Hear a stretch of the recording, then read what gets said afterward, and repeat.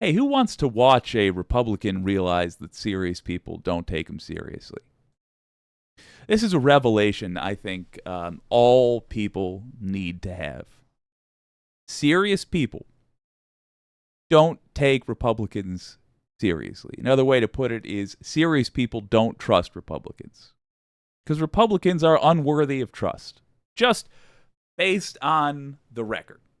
If you've if you've watched a Republican in the last, frankly, 10 years, but let's just zero in even more, in the last 5, 6 years, you know these are not people to be trusted. You know these are basically conmen. If you saw somebody with a straw dandy's hat outside of a cart selling snake oil, saying, "Snake oil here, get your snake oil. Cures all. Cures hangovers. Cures the cold. Cures loneliness. Snake oil." You would immediately know. There would be no question. Like, oh, this person is a conman. It's the same with Republicans and anybody who actually follows politics with sincerity doesn't take them seriously. Here's an interviewer actually treating a Republican appropriately.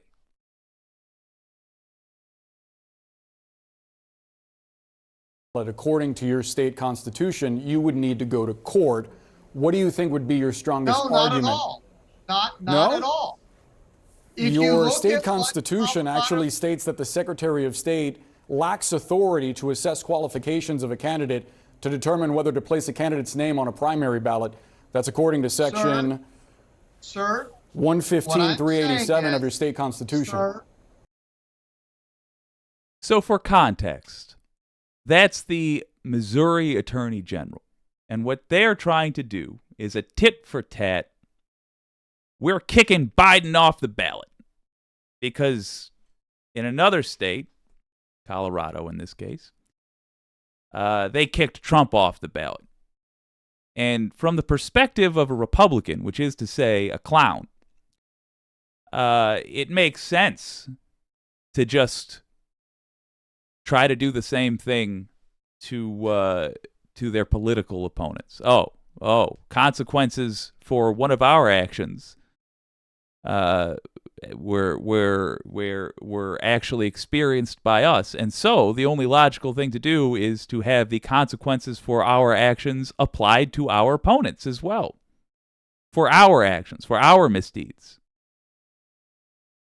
Like if you were holding a jersey in football in order to commit pass interference, and the in their mind, the penalty should be called for both the quarterback, the receiver, and the defender. All should get it. It's nonsensical, in other words. Watch him try to explain the logic. What I'm saying is, if the Supreme Court upholds the ruling out of Colorado, and what which went to court to disqualify Donald Trump from the ballot. So you, according to your state constitution, would need to go to court. Sir, let's just be clear. First of all, you've already said you're not an attorney and you don't know what happened in Colorado. I know what happened in Colorado, sir. What I said was that I didn't read through all of the evidence specifically to be able to qualify whether there was hearsay or not. To get back to my question, you said that you would decide to remove Joe Biden from the ballot in your state. According to your state constitution, which I just read to you from, it says you need to go to court. I'm asking you what you think your strongest argument is. And I continue to try to answer your questions, and you continue to try to tell me stuff that just isn't true. That's not factual, sir. You made an accusation about me not knowing something. I'm trying to clarify it for you. You can choose to answer the question or just continue deflecting. What is the strongest argument you would make in court to remove Joe Biden from the ballot? Go. What has happened is So Monday's going with the football analogy still. Monday morning quarterback, and could have been a little bit more brief, but this interviewer was right to force this guy to answer the question he specifically asked. There's something called the Gish Gallop that basically is the main thing Republicans do. Listen for it, and you'll be able to recognize it pretty easily. They ramble rather than answer the question. Whatever if it's an uncomfortable question, they ramble and try to burn out their time in front of the microphone. And their goal is not to convince people that they are right. Their goal is to convince people that they were making an argument and that all of this is just too confusing to follow and that you should just leave believing what you came in believing. That's their actual goal. If it seems dishonest, it's because these people are filth. I said in my statement was, if this becomes the law of the land and the Supreme that Court... a state can choose how to qualify candidates on the ballot or not according to their state's constitutions? I'm just trying to clarify the point. I'm trying to clarify the point. The United States Constitution is supreme over state constitutions. I hope you at least understand that. Now, I have to talk a little bit about the Colorado case. In Colorado, that lawsuit started because there's a law that prohibits the election authority, the Secretary of State, from doing something, well, in the vernacular, from doing something they're not supposed to do. That's how the lawsuit started. That same law, or a very similar law, applies to me in Missouri. If anyone can say so-and-so isn't supposed to be on the ballot and it's wrong for you to put them on the ballot, then we're going to see secretaries of state, elections authorities, maybe even county clerks across this country removing people. So there's a rhetorical thing that they're also fans of doing. Republicans are, and I actually don't know what it's called. I'm sure some clever person out there knows the actual name of this technique, and if it's you, let me know in the comments. But here it is. If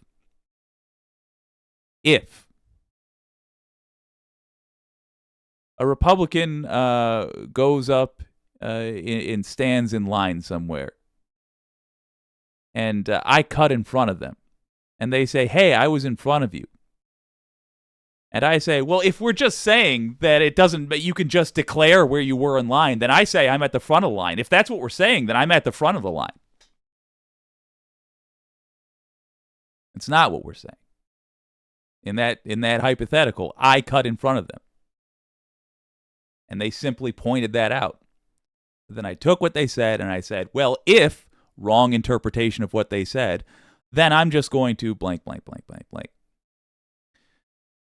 Donald Trump got kicked off the ballot in Colorado for a very specific reason. Being a goddamn traitor. Sorry. Withdrawing on the blasphemy. Being a GD traitor. That's what he got kicked off for. An insurrection attempt. Trying to overturn the will of the people. Trying to betray voters, including voters in Colorado. The Colorado Secretary of State, frankly, the government there, did right by trying to defend their people from this attack on their people's voice. So his saying, if anybody can just say that a person isn't willing to blah, blah, blah, or isn't able to run, then that's what I'm going to do. I'm just going to take some random person's accusation about Joe Biden and blah, blah, blah, blah, blah, blah, blah. Kick him off the ballot. He's misleading. He's intentionally trying to be confusing, and it would be great if somebody in the media, some handsome gentleman, let's say with a silver tie and a fine beard, were to call him out on it. From the ballot. I think that is a terrible thing. So, I am against that. And what I said was, if the Supreme Court allows it, that slippery slope is going to happen to everybody. They need to stop it from happening to anybody. I'm sure the Supreme Court will settle whether you can remove someone from the ballot or not, or potentially give guidance on that. I'm wondering, though, what would then be your justification for removing Joe Biden from the ballot in Missouri? Has he engaged, in your mind, in some kind of insurrection? There have been allegations that he's engaged in insurrection. How so? And all there have, no, please let me finish. There have only been allegations. You can't say something like that and not back it up. What do you mean? I am continuing, Watch but the you eyeballs. interrupted me before I could back it up. Go ahead, Are you sir. scared of the truth? Oh, I'm not terrified of the truth at all. It seems like you might be. Let's hear what you have to say. There have only been allegations against What allegations? President Trump has never been adjudicated guilty in a court of law. What did Joe Biden do, in your mind, that equates insurrection? What allegations are you talking about? I have seen allegations from the Lieutenant Governor of Texas that has said that Joe Biden has been part of insurrection or rebellion. We've seen the governor of Florida say the same thing. Insurrection over what? What did the governor of Texas say that Joe Biden was causing an insurrection over? If you're going to make the claim, give me some specifics. Are you just going to cite the governor of Texas or Florida and not actually say what they are arguing? Do you know what they're arguing? What I'm telling you is this.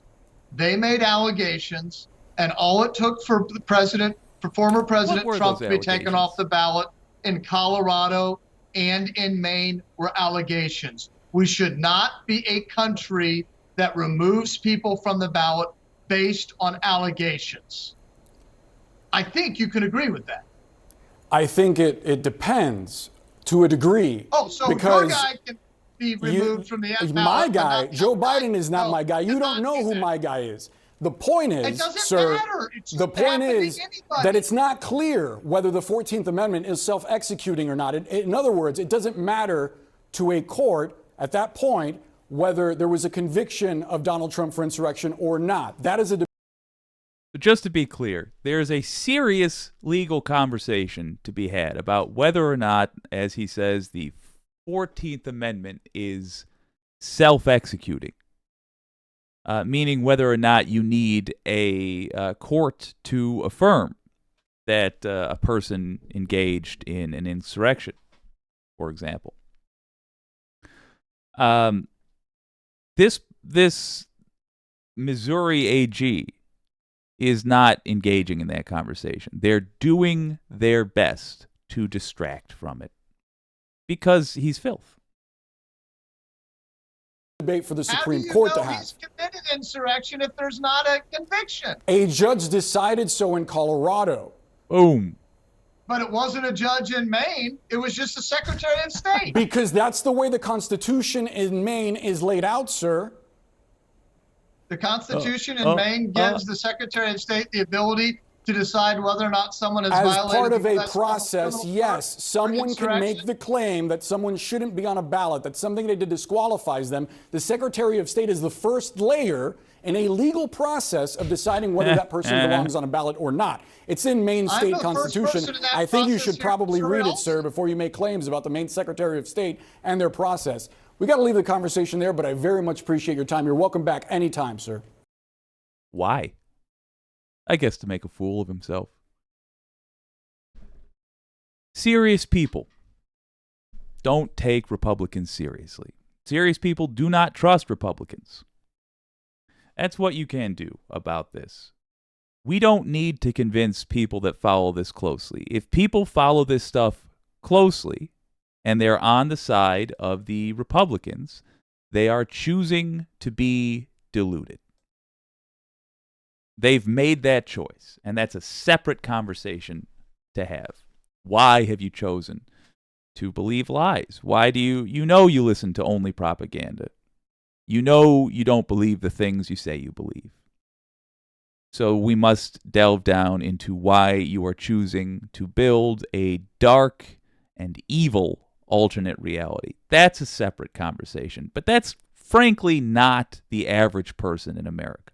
If by the way, most people that follow this closely are going to fall onto your way of thinking, because you exist in reality. But if you come across someone that follows it closely, that's not on your side in this case, when it comes to who the Republicans are, separate conversation to be having. But that's not the average voter. The average voter knows terrifyingly little about what's going on around him. The average voter in the United States has chosen ignorance because they believe they can get away with it. They believe that they can rattle off a couple of vapid reasons for voting who they're voting for, and that you're just supposed to accept that, and you're just supposed to treat them like they're a real grown-up with car keys and everything. Those days are gone. If somebody says they are considering voting, even considering voting for a Republican,